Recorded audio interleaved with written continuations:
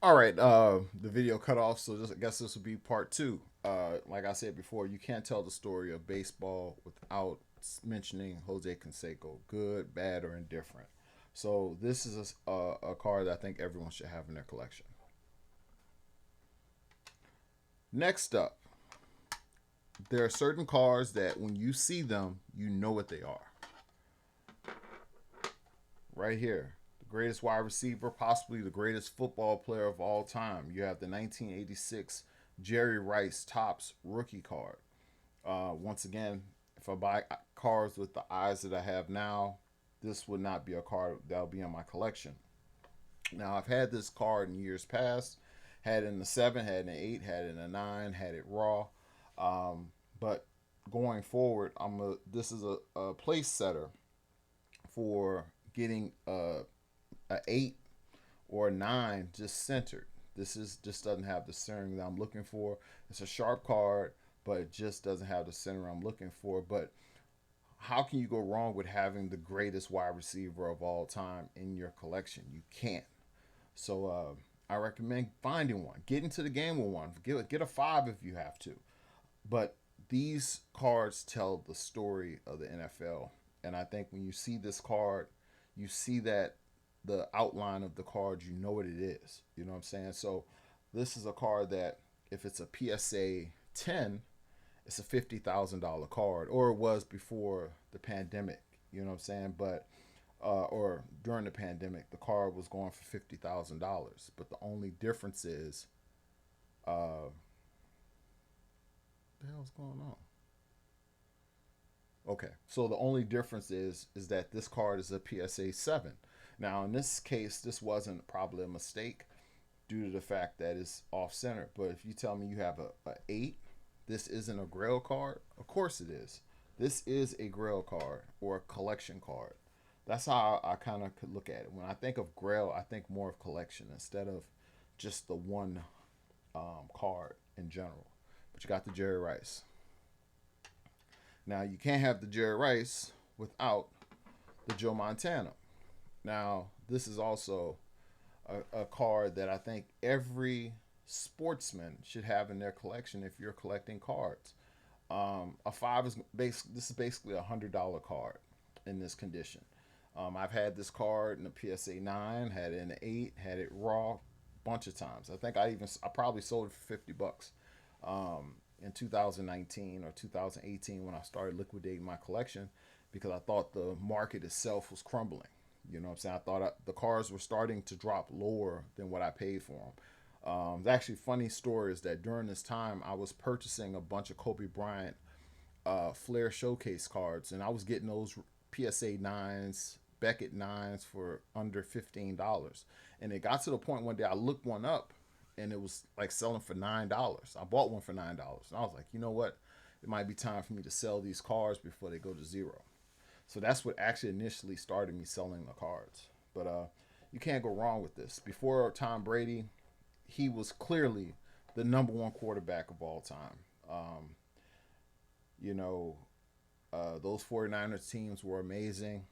He got destroyed. If he could just sit in the pocket and just throw the football, he probably would have played a lot longer. But you know, his career was cut short because he took so many beatings because they let the defense hit the quarterback. But if you're buying cards, can't go wrong with a Joe Montana in your collection.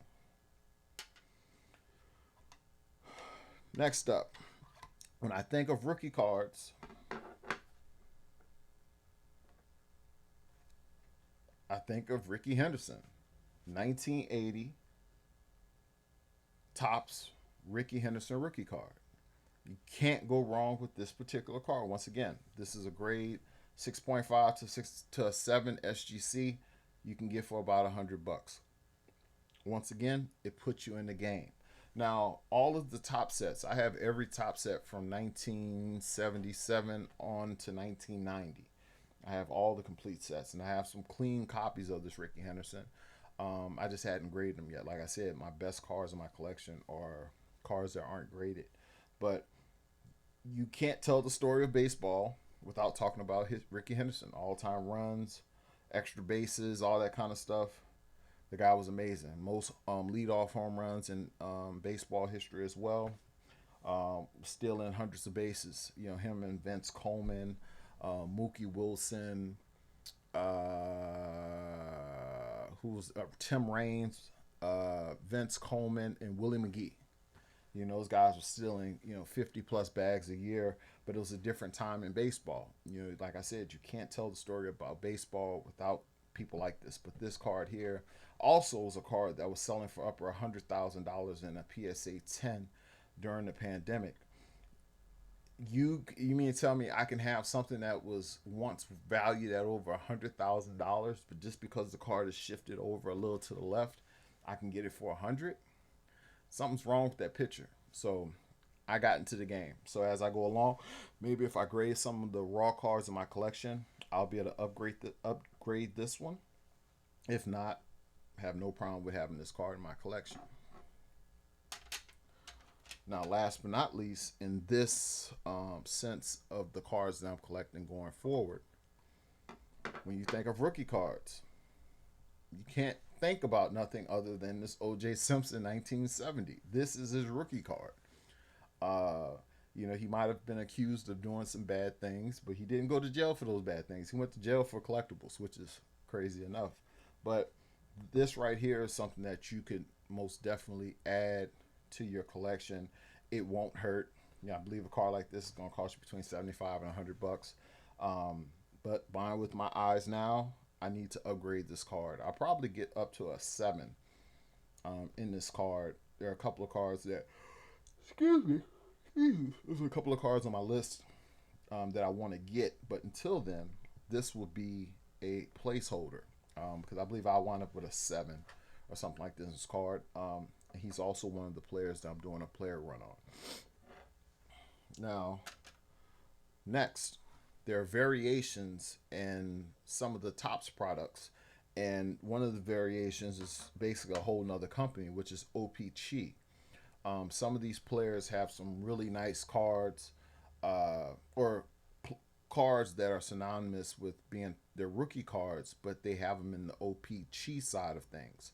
So like this card here might be only 50, $60 in Topps PSA 8, but in the OPC, this is over $100 card due to the scarcity. These are cards that are produced in Canada or whatnot.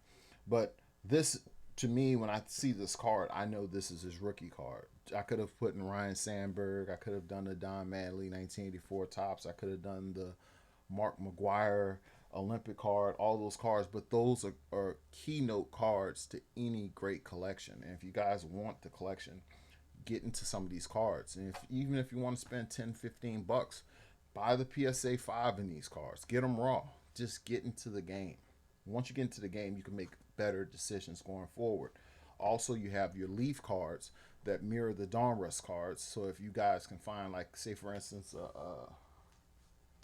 see if I can find.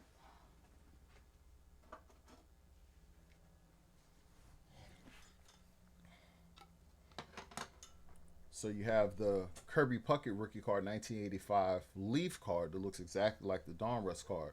These cards are slightly more expensive than the Donruss counterpart.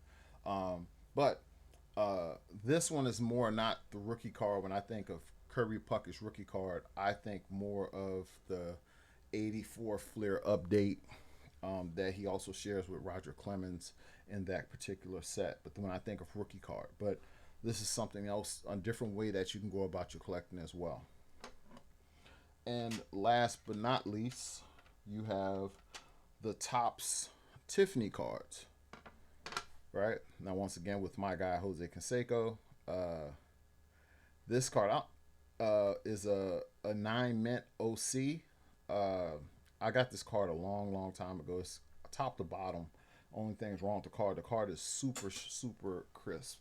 But, a lot of people now, since the 80s cards were so overproduced, a lot of people are now switching the base cards to getting the Tiffany cards. And the Tiffany cards are just a different print, different style, have like a gloss to them, more prestigious. And also they're limited in the number of cards that they made for those. So those cards are a lot of money. I believe this card is over $100 or something like that. Especially, well, if it was a PSA 9 with no designation on it, it would be probably close to $300, I believe, or more. I'm not 100% sure, but this is a different way of collecting. If you want to go after your favorite players, and let's say, for instance, you want to do a high end set, you don't want to do the regular old Topps 1987 cards. You can do the Tiffany versions of those cards, and if you really want to get kinky with it, you can go to 1991 and get the Desert Storm cards. If you really want to spend a lot of money, but those are different ways that you can go about collecting this stuff. Now, uh, a lot of what I have going on in the hobby is I like buying nice cards, things that resonate with me, cards that I wanted when I was a kid, players that I liked as a kid, and I'm a '70s baby. I was born in '77. I was a kid, 1986. I was what, 8 years old or something like that. So I was right smack dab in the middle of the next crop of players who wound up being the steroid era. So I fell in love with a lot of those guys, and a lot of those guys' cards are worth nothing. So if I want to buy or get into cards that are more sought after, you might have to go the Leaf route with some of the cards. You may have to go the Tiffany route. You might have to go Desert Storm. You may have to do inserts and things of that nature. But I just think there's so many different ways to collect, and don't get caught up too much in PSA 10, PSA 10, because we all know that that doesn't really mean anything. Those are just initials for the most part. Buy the card, look at the card. You know, sometimes I would be ready to purchase something on eBay, and I'll be like, oh, PSA 8, put a bid down. I never even checked the card out. And then I started getting the cards back and noticed they're off centered. They have a bad corner, things of that nature. So take your time, enjoy the hobby. And until next time, also go to my website, Athletic Over Everything. I have my rookie card, Athletic Over, Mr. Athletic Over Everything. I'm one of the greatest bench pressers of all time. These were the first set of cards dedicated to powerlifting, and you can get these graded. So until next time, later.